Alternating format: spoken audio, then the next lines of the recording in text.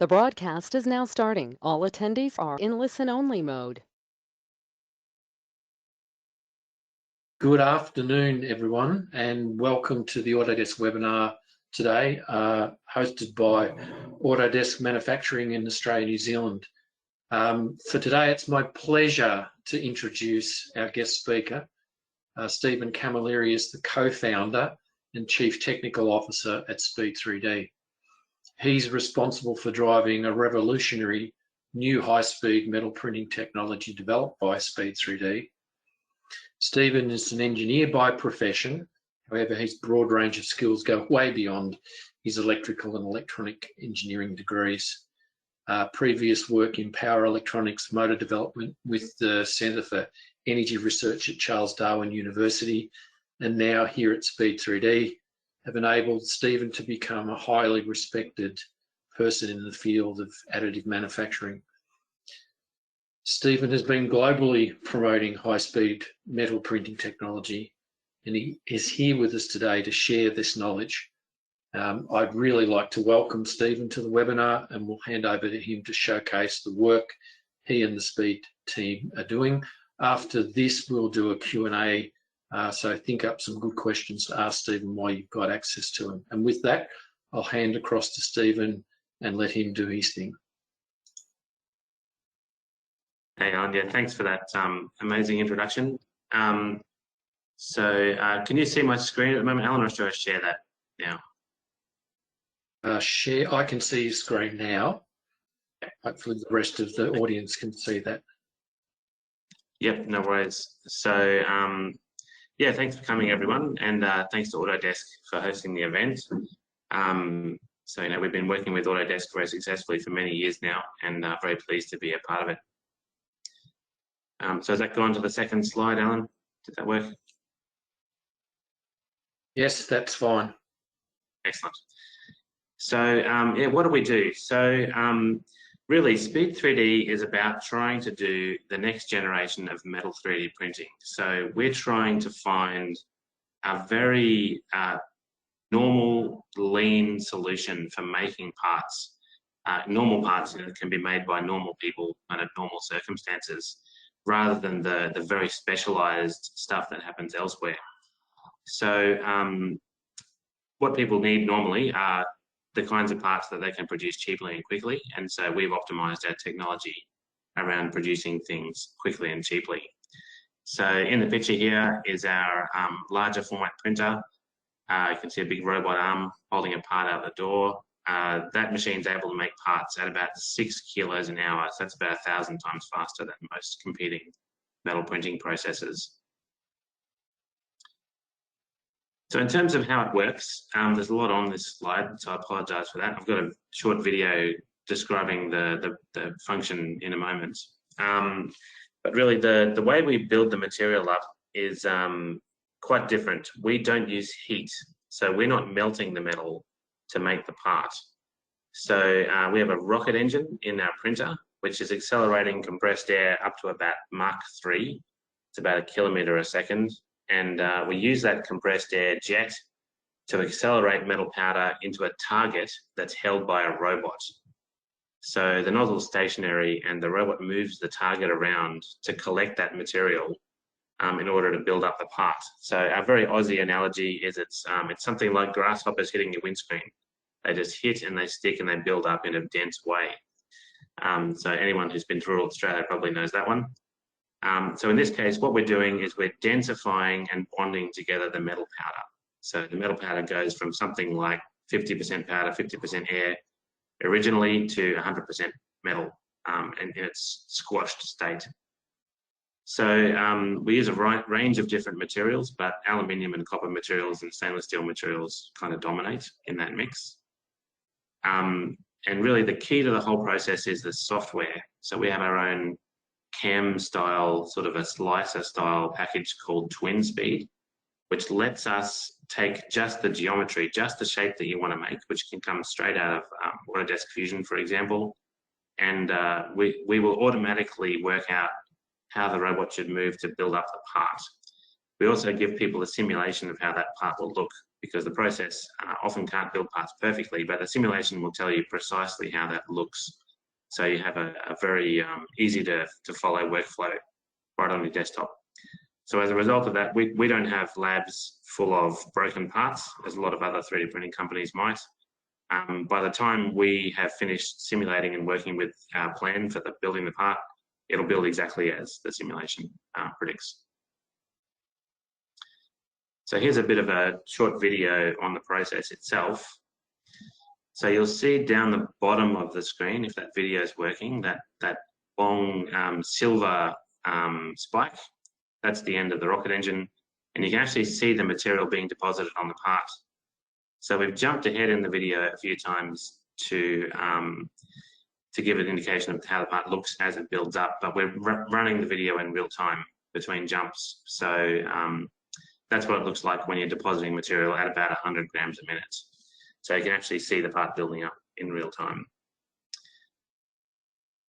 So we have we generally like to be straight with people about where our technology really fits and where it doesn't fit. So I think a lot of in the 3D printing market, there's a lot of people who are really have a poor understanding of where their printing technology fits in terms of real world applications. So we don't like to be in that group.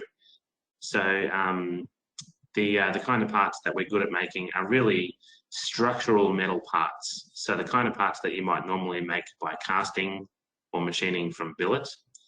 So pressure fittings are an interesting application. I've singled them out particularly because they're something that fits across a range of different industries. So, farmers use pressure fittings, maritime uses pressure fittings, space uses pressure fittings. You see that everywhere. So one of the key characteristics of metal 3D printing versus, for example, polymer 3D printing is you're paying a lot more for the metal printer, but what you need in exchange for that is a guarantee on the material performance. So the material must... Sorry, Stephen, can I just interrupt you for a moment? I just want to be 100% sure. I'm not sure whether the broadcast has gone out properly. I'm just going to change back quickly. It says on air. Yeah. It doesn't now, but it did a moment ago.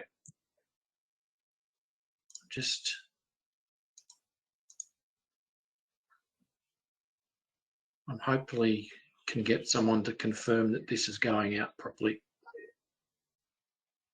All right, so I'm getting a message that the attendees are still on hold. If someone who is, I'll give it back to you, Stephen. Yeah, sure.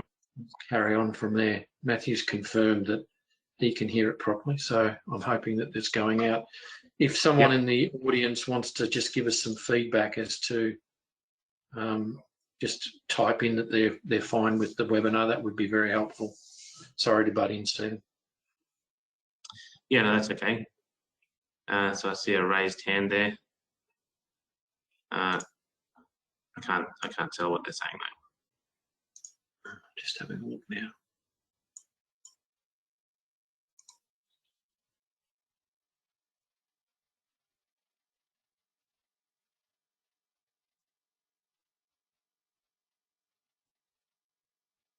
So maybe just let me know, Alan, if I should restart or just continue.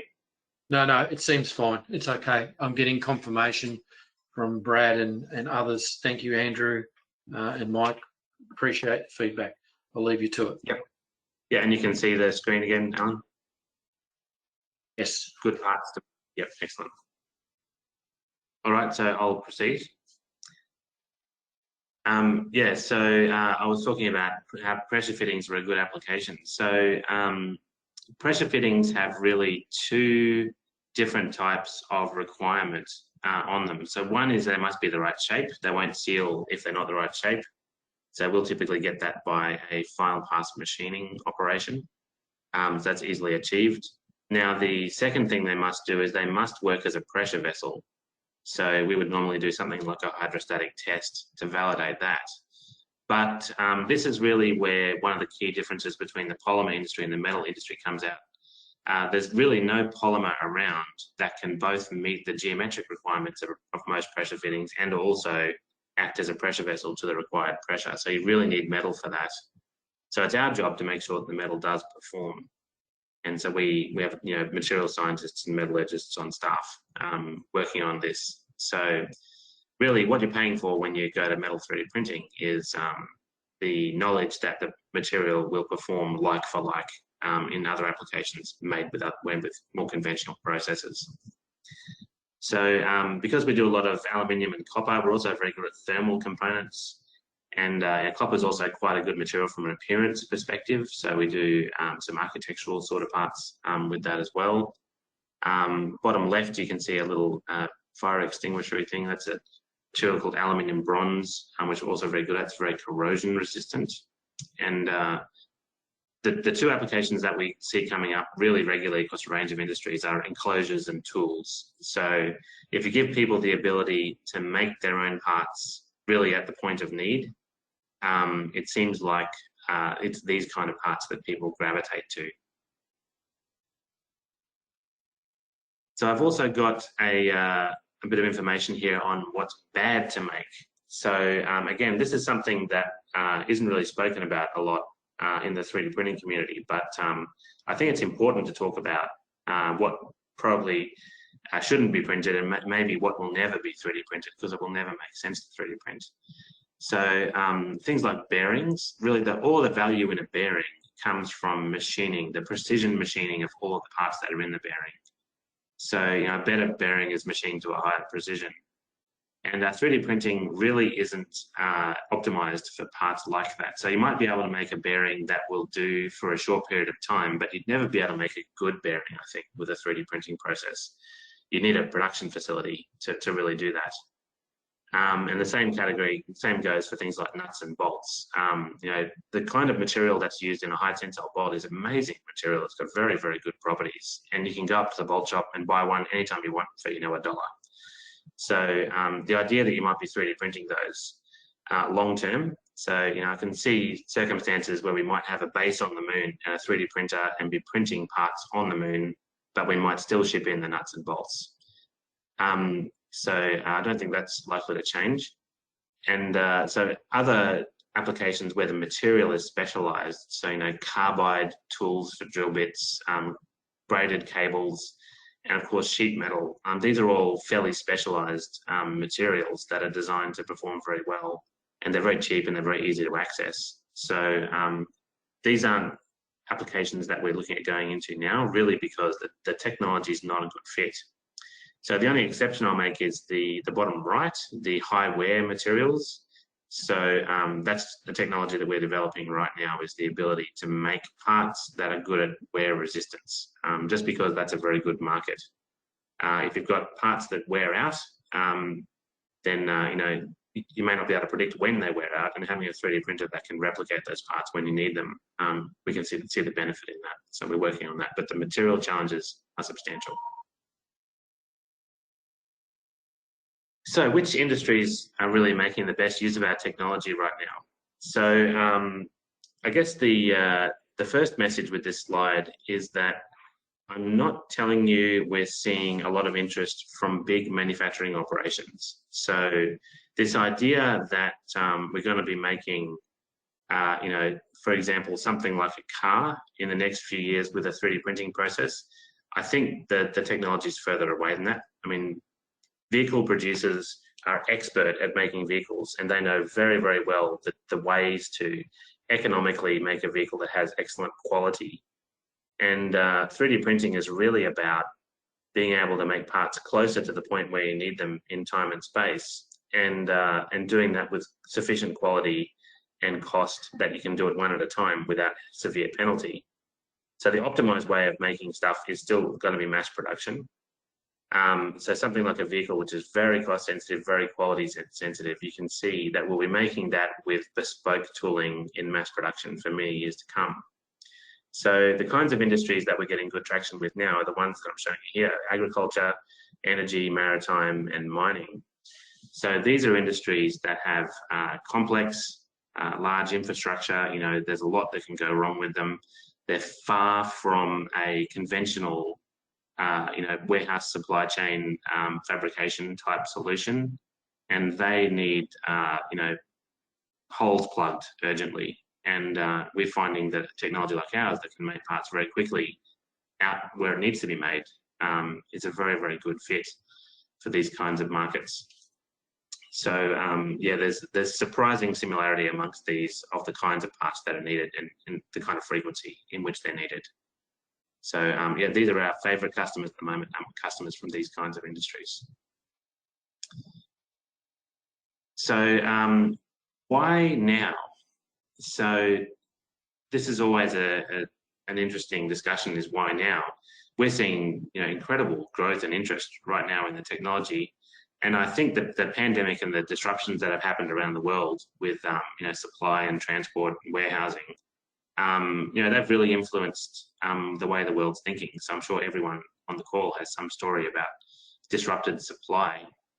So we think about it from a lean point of view. So lean is a philosophy that talks about reducing or eliminating waste, and really a process that requires you to make things in very high production isn't of itself beneficial. So mass production requires you to make things all the same with no customization. And if there isn't a market for a high volume, you can't make things cheaply with mass production.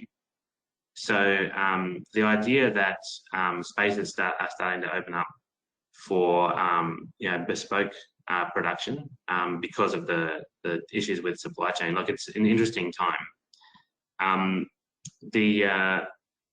The other aspects, not just about the distance over which things might be supplied, but also the time. So if you think about, for example, if you've just had to replace a part on a tugboat, and that part's probably come from a warehouse, which probably was within a day's air travel of where you are before you replace that part. But that part might have moved 5 or 6 times coming up to being in that warehouse. It might have been produced 10 years ago in a completely different part of the world. So the entire lifetime of that part sitting in warehouses and being shipped around from place to place and tracked and organized is really waste. If you've got the ability to make that part right when you need it, all of that exercise becomes unnecessary. So of course, this isn't going to be the case for everything, but certainly we're finding a lot of the specialized stuff that doesn't get stored as often, comes from further away, is made in lower volume. Like, these are the kind of trigger words for us. This is a good application if we're seeing some of those kind of characteristics in the past. So I want to just take a moment to talk about accessibility. So this whole PhD no longer required. So, the vast majority of metal printing that's been done in the world so far has been done by universities and research institutes who are fascinated by the opportunities that the technology provides. And they're not particularly accessible. In some cases, you might have to spend $150,000 to $200,000 on just on the powder that you need to load the machine to print anything. Our process is not like that. We only use the powder that we load into the process, and the powders are much cheaper and simpler. So really, we've targeted the technology towards normal people and normal parts. So what I've got shown here in the top left is a cable clamp for the construction industry. It goes on the earth stake. This is a part that comes straight out of our printer. We drill the holes that you can see in it, the 2 holes going through it. But other than that, it basically is printed near net, and then it can be employed. So, this is not a part that, no one's going to write movies about this part. No one's going to write books about this part. But this is a part that if you don't have, it's a problem. Like, you need to be able to terminate a building solidly to earth. And if you don't have the right component because of whatever reason, that can be a really big problem. So we can make that part. I think that part takes less than 10 minutes to make with our process. So you don't necessarily have to have the printer on the construction site, but having it in the same city might be very, very useful in that circumstance. So this is a normal part. This isn't something that you need PhDs involved in generating. The top right, there's a propeller. That's pretty self-explanatory. Bottom left is a bilge pump. So this is a pump that sits in the bottom of a vessel, and it pumps all the slush out of the bottom of the vessel. Gets pretty dirty, kind of corrosion susceptible application. So this is the part that was made out in the field. It weighs about 10 kilograms, and it's replacing a part that was obsolete. it was no longer possible to get that part. And so, you know, this part was made in replacement, and it performed very well. So again, this is a normal part. This isn't some aerospace or medical or dental thing. This is a normal part used by normal people. So bottom right, the aluminium wheel, that's just a compressor wheel. So we can generate that part from start to finish in about 20 minutes. And you know, this is probably less time than it would take you to go and find it in a warehouse. So if this is the part that occasionally comes up and you've got it in a database, not only are you guaranteed to have that part, but you're guaranteed to have that part within a reasonable time using a process like ours. So in terms of direct applications, so I've got a few images here. So the center top is a weld-on flange that goes onto a pipe. So again, this is not a part that's extremely complicated, but it's a part that it takes 6 months to get. It can be a real problem for the place that needs these parts to get them. And being able to press a button and have them later that day is a real advantage. The center bottom is a part that we did for Nissan. This is out of a exhaust system from an Infinity. So there's a little channel that connects those two threaded holes. So this part was very hard to cast. They no longer had the capability to do it. So we did some of these parts for them. And on the right there is a slightly different application. This is a copper coating that we've applied to door handles to make them antimicrobial. So we wrote a paper on this with a big medical research institute in Australia. The idea of adding metallic coatings to surfaces to make them antimicrobial and resist contamination. It's a very effective process. It sounds a little bit like junk science, but I guarantee you it's not. This is something that's been around for a while, and it's very effective and long lasting. So, you know, this is the normal part. A door handle is not something that that PhDs get excited about. So in terms of the three buckets of category that we see, really it's logistics. So the idea that printing a part might give you some significant advantage. It might be cost, it might be lead time, it might be some efficiency. So printing it's better than the way that you might get it right now, as in the pipe ring page. Customization talks about where you've had some long-standing issue with probably safety or reliability, and getting a new part from the standard supply chain doesn't solve that problem. And so the 3D printing gives the ability to make the improvement that you need to keep the business going. The third one is obsolescence. So this one's huge. We see this all over the world. And you know, if you've engineered a part for 3D printing, suddenly your production infrastructure is generalized. You don't ever need to worry about not having the production facility available to make those parts in a hurry. It's all digital. So these are all very good applications that we see coming for our kind of technology. So I also have I'd like to discuss our Speedcraft package. So this is something that we did because, you know, there's a pandemic. The world's a bit more interesting and a bit smaller maybe at the moment. And rather than being able to go to our trade shows and demonstrate making parts at trade shows, we thought we'd invest in building a computer game for teaching how the process works. So we call it our simulator. Speedcraft, you can download it from speedcraft.com for free. It teaches you all of the processes that we use to make parts and interact with our printers. So everyone's very welcome to give that a try. And we included Autodesk Fusion in that as a collaboration we did with Autodesk. So not only do you get to learn about how to use our printer, but there's a little bit of instruction there about how to use Fusion. So we've had a lot of success with Fusion. It's a different way of looking at CAD, and it takes the workflows down from what might be hours to really minutes. So I did a demonstration for someone recently where they handed me a part and I was able to have the whole part drawn up in about 8 minutes, and there's absolutely no way I am highly skilled at CAD. It's just that CAD has evolved. And so, you know, if you're like me and you might have learned back in the day and you're a bit nervous about going back to it, I'd highly encourage you to give it a try, because the world's changed and CAD is not nearly so difficult to access as it was. So I have my 3 young children all interacting with it now very successfully.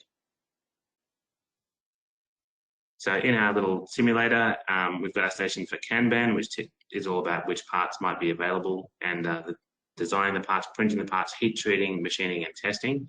So these are the workflows that we want to try and teach.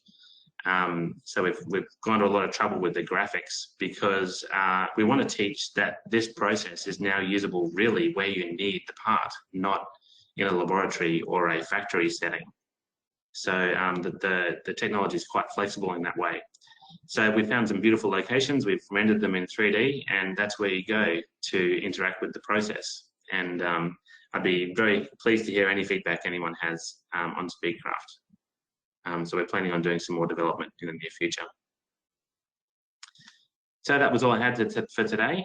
So I'll throw back to you, Alan, and we can start taking questions.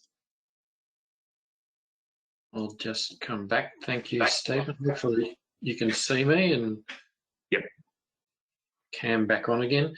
Look, thank you for that. It's a really good overview of where the technology stack is. I'm just going to wait for a few minutes and invite the people on board the webinar to come up with some questions and answers.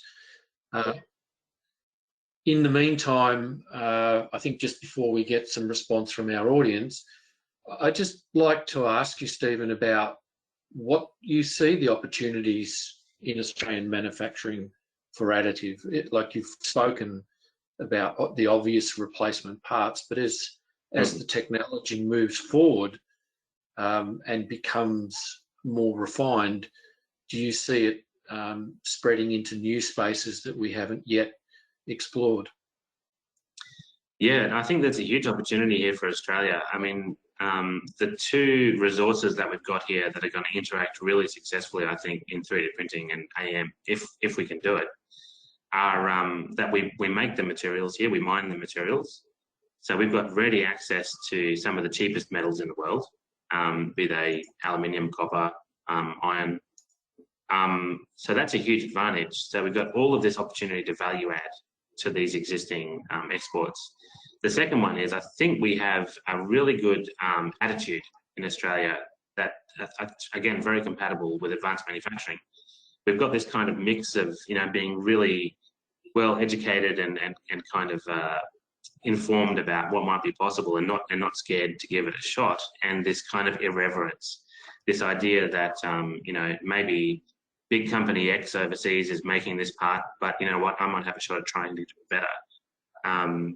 We don't mind doing that here in Australia. So I think we're in the right place.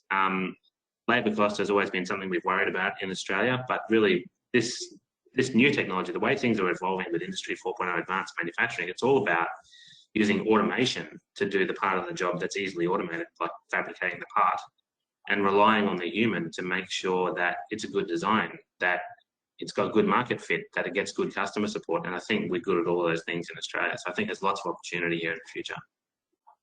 Yeah, it's actually a very interesting discussion, because as Autodesk have moved into generative design, we're starting to make connections that are around old decisions that have come into technology, such as production volumes, material selection, the way in which the part evolves from how quickly you can get it to market. And I noted in your discussion before, the reflection of lean technologies and the waste profile of warehousing thousands of parts, whereas you can go on demand to fulfill that requirement, cutting down the whole cycle of having to spin up parts and sit them in places where they're not needed. I'm just looking through the questions and answers. I don't think we've got anything that has come up on the board, so we'll just ourselves for the moment. That sort of leads to, if I'm putting myself into the space of, okay, I've listened to your technology, I'm interested, but is it applicable to the things that I make? How do you go around, coming up with the criteria? And you touched on a little bit of this, but determining which particular components sort of sit in the lane. How would someone look at their business and go, well, there's 5 or 6 parts here that this stuff really would be an advantage to us? Yeah, so the cost is always a big one. So I can talk about cost fairly easily. So we use this butcher shop method for cost. So you know how chuck steak's more expensive, more cheap than sirloin steak, which is more cheap than Wagyu. So dollars per kilo is the metric. So generally, our process, if it's being well utilized, you'll be able to make parts for something like $50 to $100 a kilo. That's US. So what's that, about 70 to 130 Aussie. So that's a reasonably friendly cost. That will typically beat any kind of low or medium volume casting that you might do because of the high labor content in the casting. So we include the material and the machine amortization and energy and the labor in that cost. So if you're working with an application and the cost requirement is $10 a kilo, don't go near it. You won't have a chance. But if you go and look at, I don't know, we're currently looking at doing automotive wheels, for example. It's an interesting application. These things typically cost upwards of $100 a kilo to build. So that's right, for a good one to execute. So there's an application where cost isn't going to be an issue, and suddenly we can employ all the new freedoms and capabilities that we have with our process to give you a market advantage in that space. So anything that's currently being done in sort of low or medium volume, anything that's being done in ways where the complexity of 3D printing is going to add. And that in fact describes some of the the generative shapes that are now in a loose and generalized sense sort of look like skeletal or bio type structures that are coming into the market, and they're coming in via the Fusion 360 product that we've worked hard at getting generative tools into. But it's an interesting pivot because, as you say, you've got this kilo relationship to pricing, but the pricing is an overlay of a whole range of how much does it cost to warehouse this stuff? What is the true cost over time? I'd like to talk to you. You mentioned about, and it's a good comment because it's relevant to the Autodesk space, the transition of the fact that a product like Fusion 3D doesn't present to the market as the old school three-dimensional tools, and it is as a learning experience. How have you found your end users have adapted, and what sort of things do you do in that market for learning and bringing people up to work with your printers? Yeah, so we both do training ourselves, and we pay others and work with others to deliver training for us. So we kind of try and do the most effective thing in every circumstance. So yes, we've certainly trained people on Fusion many times now. And the hardest part of the entire process is there's usually someone in the room who's had interactions with CAD in the past, and they say, this is going to take months, everyone, get out your pillows, you're going to be in here all day. This is not going to be fun. And we got to say, well, like that's not what it's like anymore. Like things have moved on. And, let me show you just quickly how it works. Blip, blip, blip, and it's done. And, they'll usually sit there with a sour look on their face for the first couple of days, but they'll get it. They will get it. And, just informing people that things have changed. I mean, we're in the same position with our 3D printing technology. Things have changed. This isn't about powder beds and days of printing and, thousands and thousands of dollars worth of powder. This is about being able to make normal parts for a normal price. This is about doing real work. So I think Fusion's kind of crossed that boundary away from professional, mechanical engineer, with a vernier caliper in their pocket, to normal people being able to interact with CAD. And this has been a problem in 3D printing for a while, as that hasn't been there. But I'm pleased to see that it's happening now. Yeah, and that to our position, our objective, or one of the objectives, is to democratize this space. So Fusion 360 is available through education. It's in a makers community, used widely in the US and here in the STEM program. for the very reason that you've just cited. It's a straightforward tool to learn. It has a very advanced manufacturing back end, which is second to none, and is an easy tool to pick up, model things quickly, or take three-dimensional scans into it and then replicate a part that might be a breakdown part or something similar that's going to stop the whole show. The other bit that I wanted to talk to you about, and we're still without any other questions, so I'll just may as well keep discussing things that are relevant.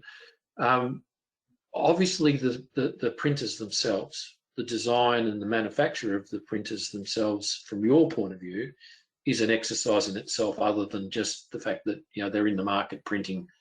I'd like to have a discussion with you about how you use the Autodesk toolkit to come through the design phases from a SPEE3D point of view, and how you see that has changed, and what you see in the future as a partnership with us going forward. Yeah, so we rely heavily on Inventor and Vault. So we use Vault for our document management. It's a very good system. We have people all over the world. This seems to be the way companies are going, right? Suddenly you're not all crammed in one office somewhere. So I'll be talking to people in 5 different time zones every day that all work for SPEE3D. So how do you get people to collaborate well? And we were pretty disappointed with the way CAD and collaboration had been going, but Vault is really good in using that as a collaboration tool across the company, not even just for CAD anymore. So we're starting to put all our processes and things in there. It's working really well. And Inventor and integration with simulation tools are a little more sophisticated than are in Fusion. Our proper mechanical engineers with the verniers in their pocket, they're using Inventor, and their workflows are cut down, and the integration with simulations better. We're getting material out to consultants for safety checking and things like that much more quickly than we would have otherwise. So it's been very successful, really. So this idea that it's Industry 4.0, right? How do you use automation to support what you're doing? And I think we've got very similar philosophies, and that's why it's working. Yeah, and I recently did a webinar through Engineers Australia, which was about Industry 4 and the whole note of digital futures. It's a very interesting paradigm, because we've done a couple of things today which I think are really important for the audience to understand. The entry point now is not as steep as it was. It's a relatively straightforward curve, but there's an enormous back end in what you just described. And for those people on the call who aren't familiar with Inventor or Vault, they are the backbone pillars of our manufacturing technologies. Fusion is a more it's in the space of single parts, smaller assemblies, whereas our commercial tools in Inventor are a mainstay for large assemblies of plant layouts and similar, with a lot of other tools associated on the CAM side. But it is a changing landscape, and it is a changed landscape for entry and developing new products. And I think that, what you've shown, and certainly the products you're taking to market, challenge all of those existing notions in a lot of different ways. And it's been a very interesting journey that we've done with you as Autodesk to SPEE3D, and we've certainly done a lot of work together so far and anticipate the partnerships. So how do you see the partnership with Autodesk evolving? What do you see that Autodesk is doing that complements where you're going from a SPEE3D, and what sort of things do you think will happen in the future potentially? So we've talked a few times about the idea of integrating Fusion more thoroughly with our software, so our printer-specific software. So I know this is something that Fusion's doing already with a variety of other places. So I think that's something that we're going to be getting into. To be honest, I think there are lots of opportunities in the space of, let's call it maybe training and marketing and like skills development So, you know, a lot of the skills that you need people to have and know about are the same kinds of skills that we need people to have and know about. So, you know, whatever we can do to work together on developing like next generation methods for getting the message to people about, you know, this is not complicated, this is how you do it, like, you know, get involved, take some of the fear and uncertainty out of the industry. I think that's a really good wide open space for us to be working together. So, you know, we did a little computer game that teaches people about how it works. And, you know, we get feedback, oh, you know, I did the CAD, it took me 2 minutes, that's not realistic. And it's like, well, actually, like that probably would have been realistic, despite what you might think. So lots of opportunity there, I think, for you know, co-branding the idea that technology is becoming more accessible. So the kind of things you read in the paper a few years ago, you might actually engage with now, you know, even if you're a sculptor, this might be something you could realistically be engaging with now. Yeah, so, for sure. We do have a question from one of the attendees, which is a direct comparison on print time. How does it compare to more traditional metal printing? Actually, we've got a few more questions coming in, which is really good. Thank you for that. That's good. Yeah, so so if we're comparing to, say, powder bed fusion, which is the, you know, by far the dominant metal 3D printing system, they typically go in cc's per hour, so cubic centimeters per hour, which might be partially filled with print and partially filled with sport material. But if you cut through all of that, typically it's grams per hour, so it might be 10 or less grams per hour. It's often close to 1 for a powder bed fusion system in terms of actual part being generated, and we'll quite easily do 100 grams a minute with our system. So you know, it's 100 odd to 1,000 times faster than that system. Because we don't have to melt the material and wait for it to solidify and melt it and wait for it to solidify, the physics jargon is phase change. We're not changing the phase of the material, it's solid the entire time. So because of that, we can be much, much faster. For sure. Another question that's come in, how much post-processing work's required once a part's produced in terms of the required finish? Yeah, so really the process is quite similar to casting. So if the question is familiar with that, with a casting, you would make the cast, you would accept that things like you know, fine drilled holes and tapped surfaces and flat surfaces would be post-processed. We're in a similar sort of category. So print and machine, cast and machine, it's very similar. So we wouldn't typically machine the part, we would just machine the functional part of it. Remember, we rely on lean, it's all about avoiding waste. If we don't have to machine something, we don't. But if you want a part to be beautiful and shiny, you might machine it all over. So people do that. But yeah, like I said, it varies, but any precision that you want to get out of the final component, you would typically get with a deductive, subtractive CNC machining style process. For sure. This one's me paraphrasing. I work in the defence industry, and an issue we have with additive manufacturing is compliance with configuration control and deviance from OEM quality control of parts. How do we compete against those requirements? That's quite the question. Yeah, no, I do get this one a lot. This is a very good one.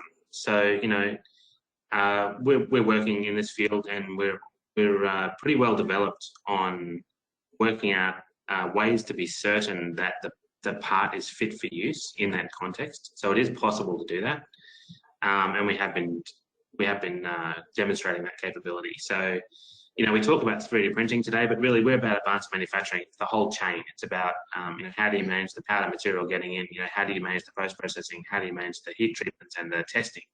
So we're involved in all of that part of the process. And the idea is that, you know, you're never going to be able to comply a part the same way that it's currently complied. So 3D printing is different.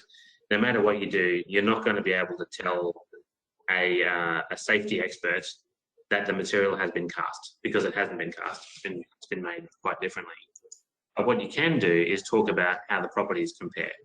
So standards are still evolving for these processes, but I mean, you know, Lloyd's and DNV, for example, already have processes for full certification of parts made by 3D printing. They're a bit long and complex at the moment, but they're going to get more streamlined time. So right now, I don't have any problem doing the kinds of parts that are in risk categories below kind of life-threatening. I think that we've found ways to do that. That's all been achievable. When you get to kind of life-threatening and, you know, massive infrastructure tied to the success of this part, really each of those parts is an engineering project in itself, and it would be even if you were manufacturing it conventionally. So if you were casting those parts, like let's say the Jesus nut on top of a helicopter that holds the blades on, if you were manufacturing that by any process, you would want to go through a lot of very tight, you know, regulatory hurdles before you deploy that part. And 3D printing is no different. It's just another way to make the part. Yeah, that's a very good comment. One last one, and we'll finish off the Q&A with this one. It's more a comment. Sounds like you're applying the material like a sandblaster. Is there a lot of wear in the components? Yeah, well, this is fascinating. So the technique that we're using, so the ancestor of that technique is a thing called cold spray, which was developed back in Russia in the 80s. It's been used for coating for a long time now. This process of supersonically blasting the material on, and it turns out it's a very high speed, but there's a Goldilocks speed for a particular metal onto another metal, where if you shoot that metal together, it will bond. And so it's called the critical velocity. It's the jargon in cold spray. And yeah, if you're not fast enough, or if you're too fast, you will erode the part. You will sandblast. But if you're at the Goldilocks speed, it will suddenly build up. So this is a interesting phenomena. So the industry is called cold spray. So yeah, recommend doing some reading on that. There's some great articles out there describing how it works, and that's the method that we're employing to build the parts up. It's a cold spray nozzle. Terrific. All right, with that, I think we'll close the Q&A. We've got a quick poll that we're going to run, and then poll's now open. If you'd be kind enough as attendees to do the poll for us, we'd very much appreciate that, and then we'll call it a day with Stephen. So I'll wait a few minutes while the poll results come in. Yep. Stephen, very much grateful of your time, very much full of the partnership you have with us at Autodesk, and for the attendees' time as well. We appreciate people taking the time out of their day.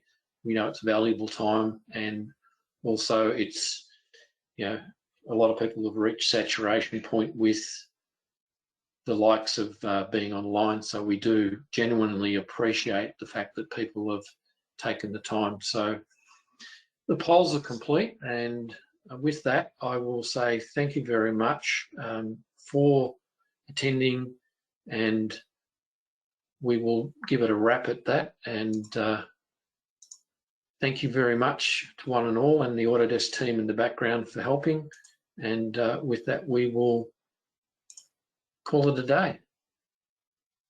Thank you, Stephen, very much for your contribution. Yep.